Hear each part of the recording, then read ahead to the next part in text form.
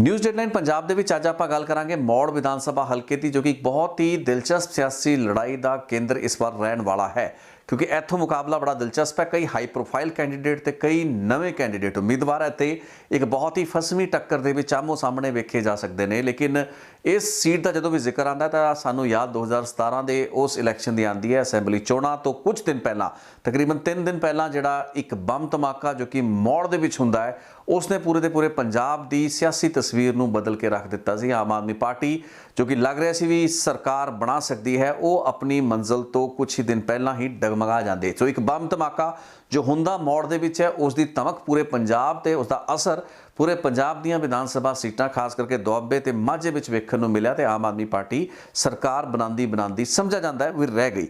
लेकिन इस बार स्थिति बदल चुकी है। हालांकि 2017 की इलैक्शन दे विच मौड़ सीट तो आम आदमी पार्टी के बलदेव सिंह कमालू ही जेतू रहे, वही MLA बने।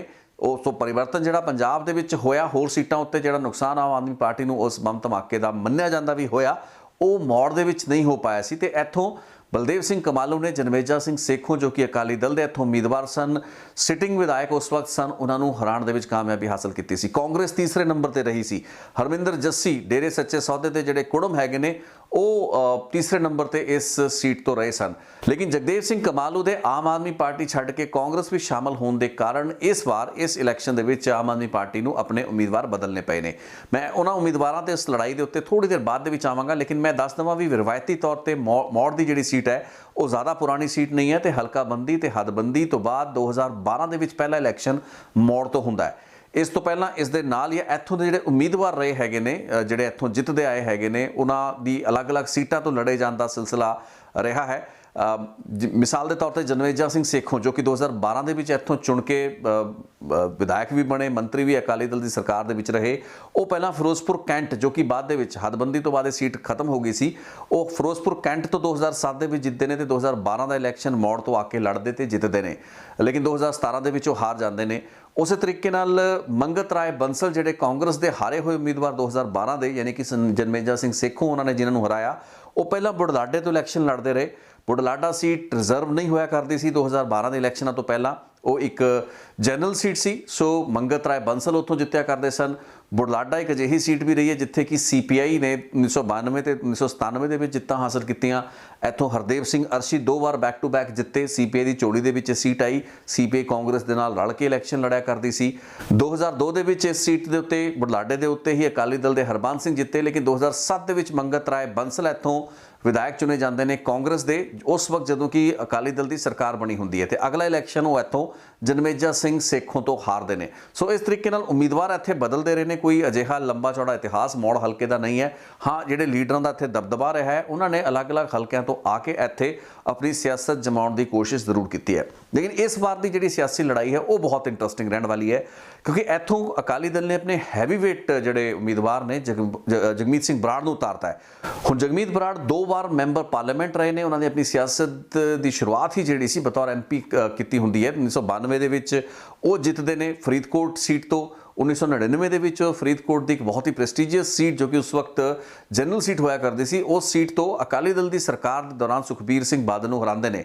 सुखबीर सिंह बादल प्रकाश सिंह बादल के बेटे, ते उस वक्त अकाली सरकार के वक्त एक जायंट किल वांग हुंदा है ये चोण मुकाबला, जिस विच कि जगमीत बराड़ जित हासिल करने तो बाद एक बहुत ही वड्डे लीडर के रूप में उभरे। लेकिन उस तो बाद अगले आने वाले सालों के उन्हों की जिहड़ी सियासत सी उस विच लगातार निगार आया। 2004 तो बाद जगमीत सिंह बराड़ की जिहड़ी सियासत सी वो लगातार निगार बल गई, तो उन्होंने कई इलैक्शन बैक टू बैक हारे। बहुत ही साधारण दिखने वाले उम्मीदवारों तो भी एक जायंट किलर मन्निया जाने वाला जगमीत बराड़ इलैक्शन हारदा रहा। अखीर दे विच कुछ साल पहला जगमीत बराड़ अकाली दल के भी शामिल हो जाते हैं। कैप्टन अमरिंदर सिंह दे नाल उन्होंने मतभेद हमेशा तो ही रहे। आखिरकार उन्होंने कांग्रेस छड़ दी तो अकाली दल विचों शामिल हो जाते हैं कुछ सालों बाद। जगमीत सिंह बराड़ लिए एक चुनौती इस वास्ते इलैक्शन भी समझा जा सकता है, क्योंकि जगमीत सिंह बराड़ का अपना जो व्यक्तिगत तजर्बा है वो सूबे की पॉलिटिक्स यानी कि लैजिस्लेटिव यानी कि असैंबली की विधान सभा की पॉलिटिक्स के पक्षों कोई ज़्यादा तजर्बा उन्होंने नहीं है। वो ज़्यादातर पार्लीमेंट लैवल उत्ते ही इलैक्शन लड़ते तो जेतू होंदे आए ने, एक चंगे बुलारे स्पीकर ने। लेकिन जगमीत सिंह बराड़ नूं सियासी टक्कर कई पक्षों मिलने वाली है, जिस विच कि एक बहुत ही मजबूत फाइट आम आदमी पार्टी वालों मिलेगी। बेशक आम आदमी पार्टी के जिहड़े सिटिंग विधायक सन तकरीबन 1 साल पहला कांग्रेस दे विच शामिल हो जाते हैं, कैप्टन अमरिंदर सिंह दे नाल शामिल हो जाते हैं। ਚੋਣਾਂ ਤੋਂ ਕੁਝ ਮਹੀਨੇ ਪਹਿਲਾਂ ਇਹ ਜਿਹੜਾ ਫੇਰ ਬਦਲ ਹੁੰਦਾ ਹੈ ਤੇ ਆਮ ਆਦਮੀ ਪਾਰਟੀ ਦੇ ਹੋਰ ਵੀ ਬਥੇਰੇ ਵਿਧਾਇਕ ਹੋਰ ਪਾਰਟੀਆਂ ਵੀ ਸ਼ਾਮਲ ਹੋਏ, ਲੇਕਿਨ ਜਗਦੇਵ ਸਿੰਘ ਕਮਾਲੂ ਦਾ ਕਾਂਗਰਸ ਵੀ ਸ਼ਾਮਲ ਹੋਣਾ ਇੱਕ ਸੈਟਬੈਕ ਸੀ। ਲੇਕਿਨ ਪਾਰਟੀ ਨੇ ਅਲਟਰਨੇਟ ਲੀਡਰ ਦੇ ਰੂਪ ਵਿੱਚ ਸੁਖਬੀਰ ਸਿੰਘ ਮੈਸਰਖਾਨਾ ਨੂੰ ਇੱਥੋਂ ਟਿਕਟ ਦਿੱਤੀ ਹੈ ਤੇ ਸੁਖਬੀਰ ਸਿੰਘ ਮੈਸਰਖਾਨਾ ਇੱਕ ਯੁਵਾ ਲੀਡਰ ਹੈਗੇ ਨੇ। ਸੋ ਆਮ ਆਦਮੀ ਪਾਰਟੀ ਦੇ ਕਈ ਫਰੈਸ਼ ਚਿਹਰਿਆਂ ਵਾਂਗ ਸੁਖਬੀਰ ਸਿੰਘ ਮੈਸਰਖਾਨਾ ਇੱਥੋਂ ਕਿਵੇਂ ਦੀ ਟੱਕਰ ਦੇਣਗੇ ਤੇ ਇਹ ਕੀ ਆਮ ਆਦਮੀ ਪਾਰਟੀ ਦੀ ਸੀਟ ਨੂੰ ਰਿਟੇਨ ਕਰ ਪਾਣਗੇ, ਉਸ ਦੀ ਝੋਲੀ ਵਿੱਚ ਪਵਾ ਸਕਣਗੇ, ਇੱਕ ਬੜਾ ਵੱਡਾ ਸਵਾਲ ਹੈ।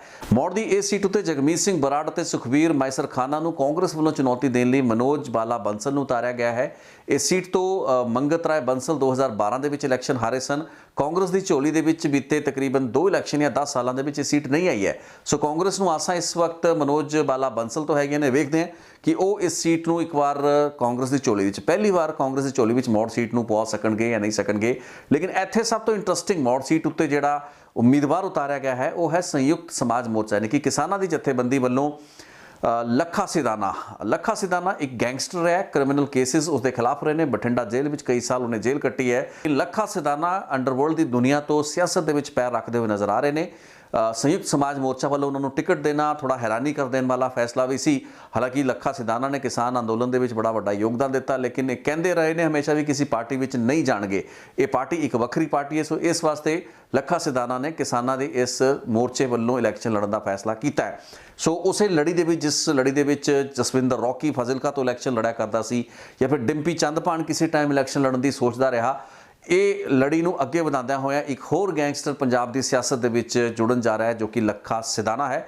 ਲੱਖਾ ਸਿਧਾਨਾ ਜਿਸ ਦੀ ਕਿ ਆਪਣੀ ਇੱਕ ਚੰਗੀ ਫੈਨ ਫੋਲੋਇੰਗ ਹੈ, ਇੱਕ ਚੰਗਾ ਬੇਸ ਹੈ ਤੇ ਮੌੜ ਦੇ ਇਸੇ ਇਲਾਕੇ ਦੇ ਵਿੱਚ ਉਹ ਪਿਛਲੇ ਕਈ ਸਾਲਾਂ ਤੋਂ ਐਕਟਿਵ ਹੈ। ਯਾਨੀ ਕਿ ਸਿਆਸਤ ਦੇ ਵਿੱਚ ਆਉਣਾ ਤੇ ਇਲੈਕਸ਼ਨ ਲੜਨਾ ਉਸ ਦਾ ਇੱਕ ਲੌਂਗ ਟਰਮ ਗੋਲ ਹੈ, ਏਮ ਹੈ, ਜਿਸ ਨੂੰ ਲੈ ਕੇ ਉਹ ਪਿਛਲੇ ਕਈ ਸਾਲਾਂ ਤੋਂ ਇੱਥੇ ਕੰਮ ਕਰ ਰਿਹਾ ਹੈ। ਸੋ ਉਸ ਦੀ ਪਪੂਲੈਰਿਟੀ ਯੁਵਾਵਾਂ ਦੇ ਵਿੱਚ ਕਾਫੀ ਜ਼ਿਆਦਾ ਹੈ। ਇਹ ਚੀਜ਼ਾਂ ਚੁਣੌਤੀ ਬਣਨ ਵਾਲੀਆਂ ਨੇ ਜਗਮੀਤ ਸਿੰਘ ਬਰਾੜ ਵਰਗੇ ਉਹਨਾਂ ਲੀਡਰਾਂ ਲਈ, ਜੋ ਕਿ ਇੱਕ ਰਵਾਇਤੀ ਟ੍ਰੈਡੀਸ਼ਨਲ ਲੀਡਰ ਨੇ, ਮਜ਼ਬੂਤ ਲੀਡਰ ਨੇ, ਅਕਾਲੀ ਦਲ ਦਾ ਕਾਡਰ ਉਹਨਾਂ ਦੇ ਨਾਲ ਤੁਰਦਾ ਪਿਆ ਹੈ।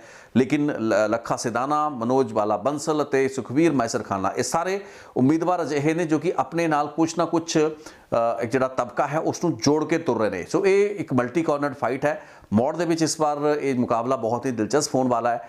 ਯੂ ਮਾਈਟ ਸੀ ਸੈਟਬੈਕਸ, ਵੱਡੇ ਦਿੱਗਜਾਂ ਨੂੰ ਤੁਸੀਂ ਇੱਕ ਗੈਂਗਸਟਰ ਤੋਂ ਹਾਰਦੇ ਹੋਏ ਵੀ ਦੇਖ ਸਕਦੇ ਹੋ ਤੇ ਉਹਨਾਂ ਗੈਂਗਸਟਰਾਂ ਦੀ ਪਾਰੀ ਸ਼ੁਰੂ ਹੋਣ ਤੋਂ ਪਹਿਲਾਂ ਹੀ ਉਸ ਨੂੰ ਖਤਮ ਹੁੰਦਾ ਹੋਇਆ ਵੀ ਵੇਖਿਆ ਜਾ ਸਕਦਾ ਹੈ।